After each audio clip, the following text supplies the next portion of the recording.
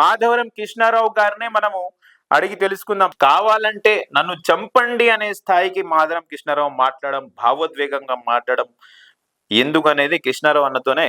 Hello అన్న, నమస్తే. నేను జిలాని ఒక ఆర్టికల్ చూసాను అన్న ఆంధ్రప్రభలో. నిన్న ఏదైతే సమావేశం ఇది జరుగుతుందో హరీష్ రావు గారు మరియు ఈటెల రాజేందర్ గారు మీకు మద్దతు ఇచ్చారు. అండ్ మాజీ ఎమ్మెల్యే కూకట్పల్లి ఎమ్మెల్యే జయప్రకాష్ నారాయణ్ కూడా నన్ను చంపేయండి, నా ప్రజలను వదలండి అని ఒక ఆర్టికల్ అన్న నిన్న మీరు చెప్పినట్టు ఎందుకన్నా అంత ఆవేశంతో భావోద్వేగంతో మాట్లాడడం జరిగింది?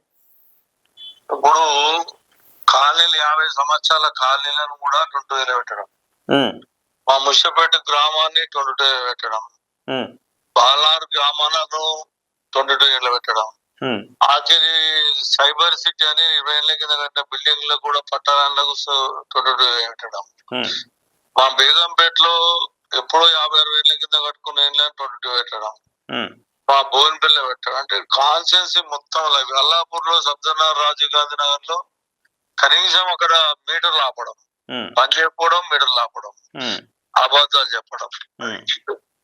ముఖ్యమంత్రి గారు ఏమన్నారు, మీ కాన్స్టిట్యున్సీని బాగు చేస్తాను అని గెలిపించింది అన్నాడు. హౌసింగ్ బోర్డు ల్యాండ్ అని అమ్మేస్తున్నాడు. హౌసింగ్ బోర్డు ల్యాండ్ అమ్ముకుంటా మళ్ళీ ఇబ్బంది పెట్టుకుంటా 3 ముక్కలు చేసిండు మా కాన్స్టిట్యున్సీని. ఏం పాపం చేశారు? ఎందుకు అంటే నేను జైన్ అయిన ఉంటే గాంధీ అక్కడ పక్కన జయలింగంపల్లి గాంధీ జైన్ అయ్యిండు, ఆయన మంచిగా ఏం చేయలేవు అంటే జైన్ అయిన వానికి చేస్తావు, చేయవు. అంటే మా ప్రజలు ఏం పాపం చేశారు? అయితే మీ కాంగ్రెస్ పార్టీలో మీరు కండువా కప్పుకోలేదు, జాయిన్ అవ్వలేరని ముఖ్యమంత్రి గారు పగబట్టారంటారా? 100% మన డౌటే లేదు. ఓకే, అది దీనికి మీ కాన్స్టిట్యుయెన్సీని 3 ముక్కలు చేయడం కూడా దాంట్లో ఒక భాగమే అంటారు. ముఖ్యమంత్రి గారు చేసిన పని ఎవరు కూడా చేయాలి. ముఖ్యమంత్రి గారు నిర్ణయం తీసుకుని చేశాడు. ఇప్పుడు మా బొన్పేలో మల్కాజ్గిరి ఇవ్వమంటే పోతారా? మా బేగంపేటలో మల్కాజ్గిరి ఇవ్వమంటే పోతారా? మా బేగంపేటలో పోయేసి హైదరాబాద్ ఆసుపత్రి అడగమంటే పోతారా? మా కుక్కడపల్లిలో మా బాలనగర్ పోయేసి హైదరాబాద్ ఇవ్వమంటే పోతారా? ప్రజలు ఇబ్బంది పెడుతున్నా లేదా? ఇబ్బంది పెడతలేరని చెప్పడానికి సాక్ష్యం ఇదే కదా. విశాఖపేటలో మున్సిపల్ ఆఫీస్ తీసుకుపోయి నువ్వు హైదరాబాద్ లో పెట్టి, విశాఖపేటలో ఉన్నటువంటి తీసుకుని మల్కాజ్గిరిలో పెట్టి, విశాఖపేటలో ఉన్నటువంటి తీసుకుపోయేసి హైదరాబాద్ లో పెడితే ప్రజలు పోవాలంటే ఒక ఆటోలో పోవాలన్నా, ఒక బస్ లో పోవాలన్నా ఎంత ఖర్చు అవుతుంది? ఎంత ఇబ్బంది పడతారు? ఎగ్జాక్ట్లీ. మా ప్రజలను ఇబ్బంది పెట్టిందనేది సాక్ష్యం కనబడుతుంది కదా. ఇప్పుడు నన్ను ఇబ్బంది పెడతా నేను తట్టుకోగలను, ప్రజల్ని ఇబ్బంది పెడితే ఎట్లా? ఇప్పుడు రాబోయే రోజుల్లో 22A పై మీరు ఎలాంటి యాక్షన్స్ తీసుకోబోతున్నారన్న నిన్న మీ వీడియో చూస్తే చాలా భావోద్వేగంతో మీరు మాట్లాడారు. అలాగే ఏ విషయంలో జోక్యం ఇప్పటి వరకు ఆయన రాజకీయ ప్రస్థానం అయిపోయిన తర్వాత జయప్రకాష్ నారాయణ కూడా ఇప్పటి వరకు మార్కెట్ లో రాలేదు, ఆయన కూడా వచ్చి మీకు మద్దతు తెలుపడం, ఎంపీ గారు ఈటెల రాజేందర్ గారు వచ్చి మద్దతు తెలపడం, మాజీ మంత్రి హరీష్ రావు గారు వచ్చి మద్దతు తెలపడం, దీనిపై రాబోయే రోజుల్లో మాధవరం కృష్ణారావు. నేను చేసింది ఏంటి అంటే అందరు పార్టీలను పిలవడం కాదు. ఎంపీగా గెలిచాడు, ఇంత ముందు జయప్రకాష్ నారాయణ గారు మా దగ్గర గెలిచాడు. ఓకే, అవగాహన వ్యక్తులు వాళ్ళు. ఓకే, మాకు నీళ్ళు ఇప్పించింది హరీష్ రావు గారు. ఓకే, కాబట్టి ఈ సమస్యల మీద మేము మాట్లాడితే పోతలేదు, వీళ్ళందరినీ ఏకం చేసి ఒక వాయిస్ ఇప్పిస్తే ఎలక్ట్రానిక్ మీడియా కానీ ప్రింట్ మీడియా కానీ పెద్ద మ్యాగజైన్ చూస్తారు, ముఖ్యమంత్రి గారు చూస్తారు, ముఖ్యమంత్రి గారు చూసి వాళ్ళకి న్యాయం చేస్తాడని ఒక ఆలోచన తప్పన ఉంది నాకు. కాబట్టి అందరిని కలుపుకోపోతా. ప్రజల కొరకు 56,000 ఉన్న ఇల్లు ఉన్నోళ్ళను నేను గవర్నమెంట్ ల్యాండ్ గా డిక్లేర్ చేస్తా అంటే ప్రజలు నోటీస్ గెలిపించారు. నా ప్రజలకు అన్యాయం జరిగినప్పుడు నేను చచ్చిపోవడమే ముఖ్యం కదా. మీరు ఎందుకు చచ్చిపోతారన్నా? ప్రజలను చంపేస్తున్నారు ఆయన. ఆయన కోపం నా మీద కదా. మీలాంటి నాయకులు హైదరాబాద్ లో, గ్రేటర్ హైదరాబాద్, సిఎంసి, ఎంఎంసి పరిధిలో మీలాంటి ఎమ్మెల్యేలు ఒక సెక్యులర్ ఆయనను గెలిపించింది కూకట్పల్లి అని ఆయనే ఒప్పుకున్నాడు. 3 ముక్కలు ఎందుకు చేసినావు చెప్పు? మా మాతాజీ కాలనీ తీసుకుని హైదరాబాద్ లో కలుపుకోవాల్సిన అవసరం ఉంది. మా బేగంపేట తీసుకుని మల్కాజ్గిరి ఆఫీస్ ఏముంది? బేగంపేటకు మల్కాజ్గిరి పోవాలంటే 30 కిలోమీటర్లు 20 కిలోమీటర్లు ఉండాలి. ఎగ్జాక్ట్లీ. ఏకే పోతారు చెప్పండి ప్రజలు? సికింద్రాబాద్ లో ఉన్న ఆఫీస్ తీసుకుపోయేసి మల్కాజ్గిరి ఇస్తేవి, మా ముషాపేటలో ఉన్న వాళ్ళని తీసుకుపోయేసి హైదరాబాద్ లో ఇస్తేవి, ఆ బాలనారులు పచ్చనారులు పోవాలని మల్కాజ్గిరి అంటే ఏకే పోతారు? ఎన్ని ఏళ్ళు? ఆ ముషాపేటకు దగ్గర ఆగిరి పోలీస్ స్టేషన్ కూడా చేంజ్ చేస్తే కుక్కట్పల్లి పోలీస్ స్టేషన్ తీసుకుని బాలనార్లు వేస్తే ఆ కుక్కట్పల్లి వాళ్ళు ముసాడు వాళ్ళు బాలనాడు వెళ్ళాలి. అల్లాపూర్ ఏసీపీ తీసుకొని అల్లాపూర్ అసెంబ్లీ తీసుకుని బాలనాడు వేస్తే కుక్కట్పల్లి దగ్గర అవుతుందా, అల్లాపూర్ వాళ్ళకు బాలనాడు దగ్గర అవుతుందా? అంటే ఇది కక్షపూరితం కనిపించట్లేదా మీకు? ఇంతకన్నా సాక్ష్యం మీకు ఏం కావాలి? ఎగ్జాక్ట్లీ. మా కళ్యాణ లక్ష్మి, షాద్ ముబారక్ చెక్కులు ఎప్పుడు వచ్చినాయి, ఎందుకు వెళ్ళలేదు మీరు? కోర్టు ఆర్డర్ వచ్చింది మొన్న, మీ దగ్గర పెట్టుకొని 1 month దగ్గర పెట్టుకున్నారు, ఎందుకు వెళ్ళే కళ్యాణ లక్ష్మి షాద్ ముబారక్ మొన్న? కళ్యాణ లక్ష్మి షాదీ ముబారక్ విషయానికి వస్తే కృష్ణారావు గారు కావాలనే ప్రభుత్వమే ఒక పిటిషనర్ రెడీ చేసి హైకోర్టుకి పంపించింది అనుకోవచ్చా? 100% రేపు బంగారం ఏమని వస్తుంది, ప్రజలు మాటిచ్చాము, దగ్గరకు వచ్చిన టైము మాది ఇప్పుడు ఇదే ఇది మొత్తం తీసేసాం అనుకో, కోర్టు చెప్పిన వాడు తీసేసామని చెప్పి కోర్టు మీద బొబ్బం చూపెట్టి తప్పించుకునే ప్రయత్నం. ఇప్పుడు అట్లా అనుకుంటే 200 యూనిట్ల కరెంటు కూడా జీవోపకారం ఇచ్చారు. ఎగ్జాక్ట్లీ వాళ్ళు ఇచ్చింది. వాళ్ళు ఇప్పుడు ఇందిరమ్మ ఇంట్లో ఇచ్చేది కూడా జీవోపకారం ఇచ్చారు. వాళ్ళు డబుల్ బెడ్రూమ్ అయితే సంతకం పెడితే మధ్య సంతకం పెడితే 10 నిమిషాలు అలాట్మెంట్ అవుతుంది. మనం అన్నిటికీ లేని ఇప్పుడు దీనికి వచ్చిందా? కళ్యాణ లక్ష్మి నిరుపేదలకు ఇచ్చేది వచ్చిందా? 20 ఏళ్ళ నువ్వు గడబడి చేస్తే కబ్జాదారులు అంటున్నాడు.